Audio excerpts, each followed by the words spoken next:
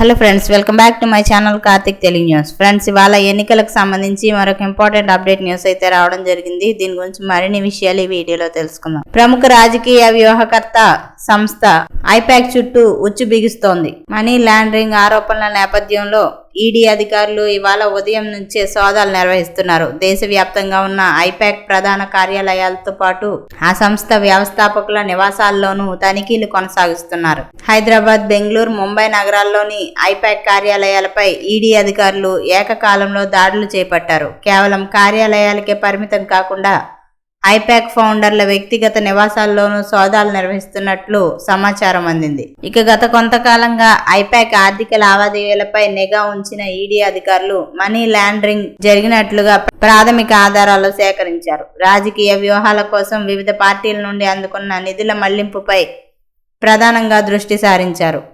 విదేశీ నిధుల సమీకరణలోనూ నిబంధనల ఉల్లంఘన జరిగినట్లు అనుమానిస్తున్నారు.